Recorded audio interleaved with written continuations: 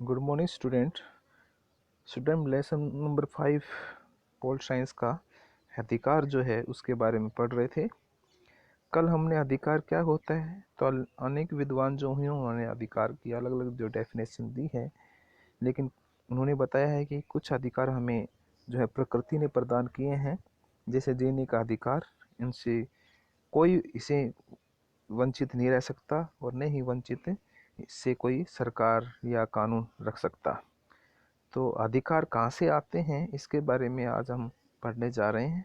तो देखिए, 17वीं और 8वीं शताब्दी में राजनीतिक सिद्धांतकार तर्क देते थे कि हमारे लिए अधिकार प्रकृति या ईश्वर से प्रदान है अर्थात प्राप्त होते हैं। हमें जन्म से भी अधिकार प्राप्त हैं। परिणाम स्वरूप कोई व्यक्ति या शासक उन्हें हमें से छीन नहीं सकता।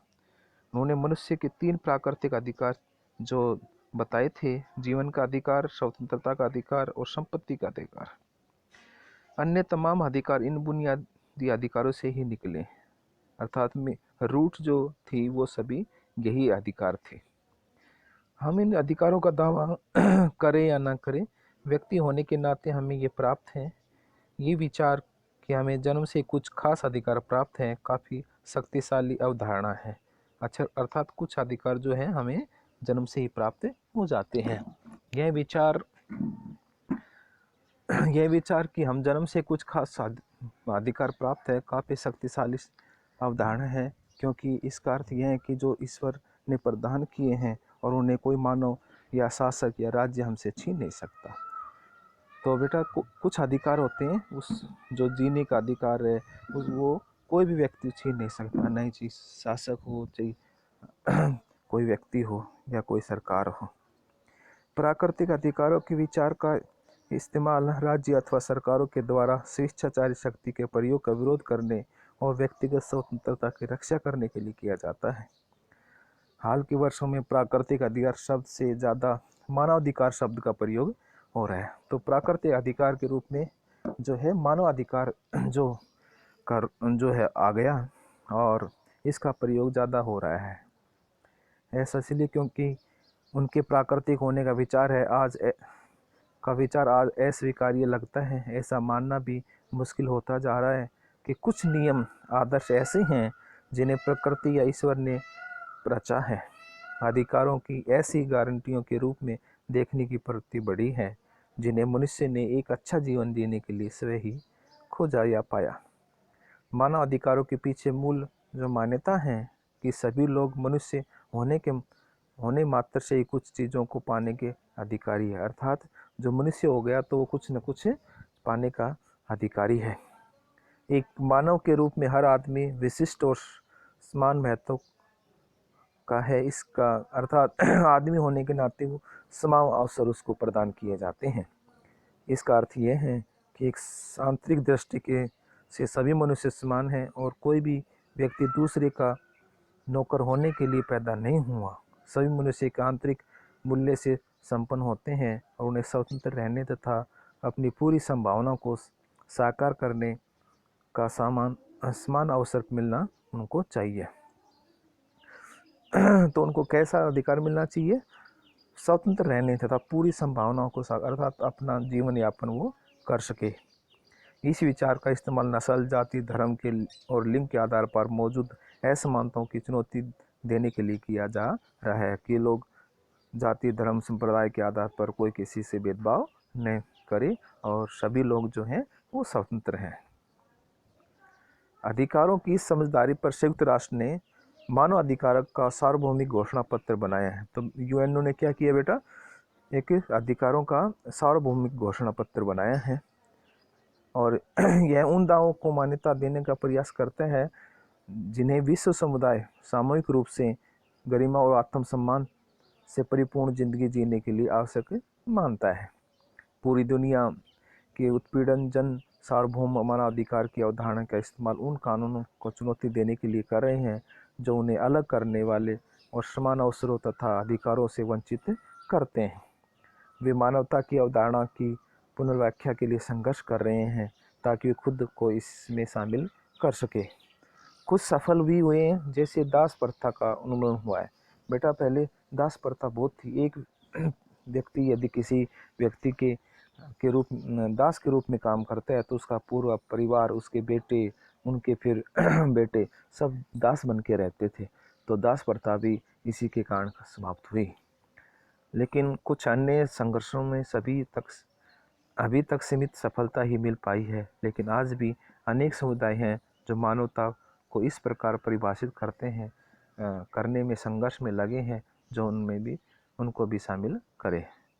तो विविध समाजों में जो जो नए खतरे और चुनौतियां उभर कर आई, त्यों त्यों उन मानवाधिकारों की सूची लगातार बढ़ती गई जिनका लोगों ने दावा किया। मसलन हम आज प्राकृतिक पर्यावरण और सुरक्षा की जरूरत के प्रति काफ़ी सचेत हैं और इसने स्वच्छ हवा, शुद्ध जल, टिकाऊ विकास जैसे अधिकारों की मांग पैदा की है। युद्ध या प्राकृतिक संकट के दौरान अनेक लोग, खासकर महिलाएं, बच्चे या बीमार जिन बदलावों को झेलते हैं, उनके बारे में नई जागरूकता ने आजीविका के अधिकार, बच्चों के अधिकार और ऐसे अन्य अधिकारों की मांग पैदा की है। ऐसे दावे मानव गरिमा के अतिक्रमण के प्रति नैतिक आक्रोश का भाव व्यक्त करते हैं और वे समस्त मानव समुदाय हेतु अधिकारों के प्रयोग और विस्तार के लिए एकजुट होने का जो है आह्वान करते हैं। हम इन दावों के विस्तार तथा प्रभाव को कम करके नहीं आंकना चाहिए। उन्हें अक्सर व्यापक समर्थन हासिल होता है। आपने शायद पॉप स्टार बॉब गेल्डॉफ की और से अफ्रीका में गरीबी ख़त्म करने के लिए पश्चिमी मुल्कों की सरकारों से की गई हाल की अपील के बारे में सुना होगा और टीवी में देखा होगा कि उसे आम जनता का कितना प्रबल समर्थन हासिल हुआ है। आपने देखा होगा कि अफ्रीका के बहुत सारे जो देश हैं, जैसे कांगो है, कोमोडिया है, इनमें कितनी गरीबी है। तो यूएनओ ने वहाँ की जो वहाँ के लोगों को जो आज़ादी के रूप में अर्थात जो अधिकार प्रदान किए हैं, मौलिक अधिकार हैं, जैसे मानव अधिकार के रूप में जो उनका हनन हुआ है, तो उन पर कार्रवाई करने के लिए बार बार जो है गाइडलाइन उनको दी है। तो अलग अलग विचारकों ने इनके बारे में कहा है।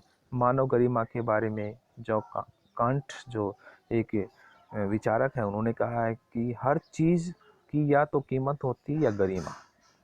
जिसकी कीमत होती है उसकी जगह उसके समतुल्य कोई दूसरी चीज़ भी रखी जा सकती है। इसके विपरीत दो तमाम कीमतों से ऊपर है जिसका कोई समतुल्य न हो, उसकी गरिमा होती है। अन्य प्राणियों से अलग मनुष्य की गरिमा होती है। इस कारण से वे अपने आप में बहुमूल्य है। बेटा, व्यक्ति जो मनुष्य है उसकी गरिमा एक अलग ही ढंग की होती है। हम प्राणियों से, उनके और जीवों से उनकी तुलना नहीं कर सकते। 18वीं सदी के जर्मन दार्शनिक इमैनुएल कांट के लिए इस साधारण विचार गहरा अर्थ था। उसके लिए इसका मतलब था कि हर मनुष्य की गरिमा है और मनुष्य होने के नाते उसके साथ इसी के अनुकूल बर्ताव होना चाहिए। अर्थात व्यक्ति जो है उनका अपना एक अलग नेचर है, तो कहते हैं उनके साथ अलग तरह का जो है बर्ताव करना चाहिए।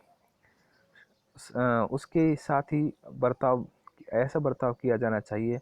मनुष्य कहते हैं अशिक्षित हो सकता है, गरीब या शक्तिहीन हो सकता है, वह बेईमान अथवा अनैतिक भी हो सकता है, फिर भी वह मनुष्य और न्यूनतम ही सही प्रतिष्ठा पाने का हकदार है।